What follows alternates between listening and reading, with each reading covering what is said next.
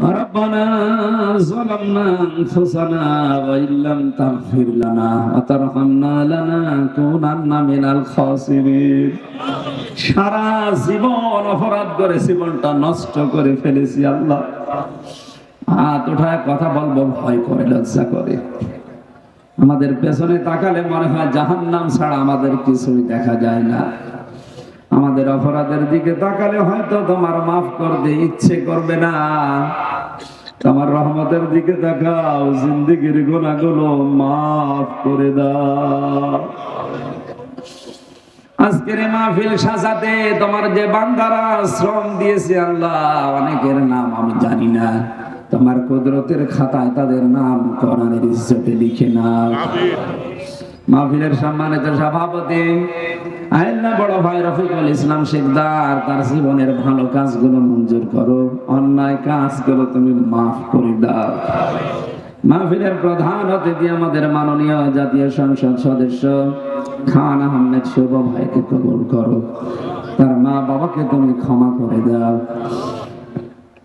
আল্লাহ তাআলা তার প্রতিনিধি হয়ে তোমার বান্দা অনেক ভাই এসেছে, তার মা বাবার জন্য দোয়া চেয়েছে, আল্লাহ তার মা বাবাকে মাফ করে দাও। যে বাড়িতে এসেছিলাম আল্লাহ হাবিবুর রহমান হবি, তার মা বাবার জন্য দোয়া চেয়েছে, তার মা বাবাকে তুমি মাফ করে দাও। তার বাবা আনিসুর রহমানকে কবরে জান্নাত দিয়ে দাও। তার মা অসুস্থ, শেফায়ে কামেলা জেলা নসিব করো। কত আলেম এখানে বসে আছে, কত দাড়ি পাকা মুরব্বী আছে, এদেরকে তুমি আবু বকরের মতো মঞ্জুর করে নাও। সম্মানিত মা বোনেরা পর্দা আড়ালে আছে, এদেরকে তুমি আসিয়ার মতো খাদিজার মতো বানিয়ে দাও। এই দুনিয়াতে দুইজন মহিলাকে তুমি সব চাইতে বেশি সম্মান দিয়েছো, একজনকে সরাসরি সালাম দিয়েছো যার নাম খাদিজা, স্বামী ভক্তি করার কারণে, আর একজনকে তুমি জান্নাতে ঘর বানিয়ে দিয়েছো স্বামী ভক্তির কারণে, যার নাম আসিয়া। যত মা বোনেরা এসেছে এদেরকে তুমি আসিয়ার মতো খাদিজার মতো বানিয়ে দাও। রব্বানা হাব লানা মিন আজওয়াজিনা ওয়া যুররিয়াতিনা কুররাতা আয়ুনি ওয়াজআলনা লিল মুত্তাকিনা ইমামা।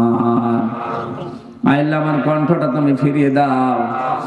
মুক্ত জীবনে যখন ফিরিয়ে দিয়েছো, আমার কণ্ঠটা তুমি আগের অবস্থায় ফিরিয়ে দাও।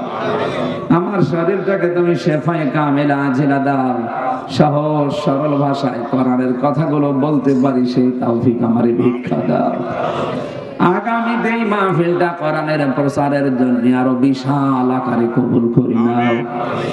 এলাকায় মাটির নিচে কত মানুষ শুয়ে আছে, বছরের পর বছর হয়ে গেল। আল্লাহ তাআলা তাদের কবরগুলো কোরআনের ইজ্জতে জান্নাত বানিয়ে দাও। কখন মরণ চলে আসে জানি না, মরতে আমাদের কোনো আফসোস নেই, মরা তো লাগবেই, তবে আমরা শাহাদাতের মরণ চাই।